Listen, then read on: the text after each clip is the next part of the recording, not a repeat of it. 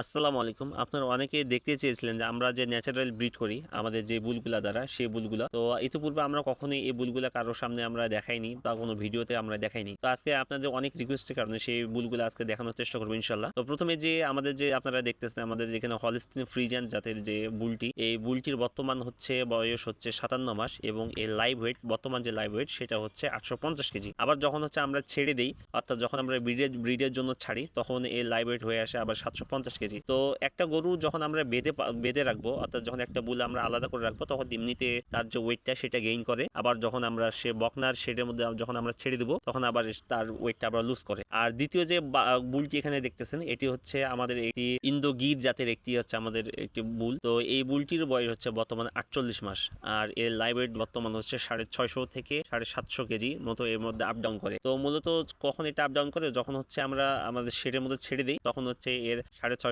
KG থেকে 680 কেজির মতো হয়ে যায়। আবার যখন আমরা আলাদা করে রাখি তখন এর ওয়েটটা মোটামুটি একটু বেড়ে যায়। আরেকটি কথা আপনাদের এখানে বলে রাখা ভালো, সেটা হচ্ছে যে আমরা সহজে ন্যাচারাল ব্রিড করি না। যখন আমরা এআই অর্থাৎ কৃত্রিম প্রজননে 2 থেকে 3 বার সিমেন্ট যখন সে ফল্ট করে অর্থাৎ ফেল করে তখন আমরা হচ্ছে ন্যাচারাল ব্রিডে চলে যাই। তো তখনই আমরা মূলত আমাদের এই বুল দ্বারাই আর কি হচ্ছে ন্যাচারাল ব্রিডগুলো করি। তো ইনশাআল্লাহ পরবর্তী ভিডিওতে অন্যান্য বুলগুলো আপনাদের দেখানোর চেষ্টা করবো ইনশাআল্লাহ। তো আমাদের জন্য দোয়া রাখবেন। আসসালামু আলাইকুম রহমতুল্লাহি বারকাতুহু।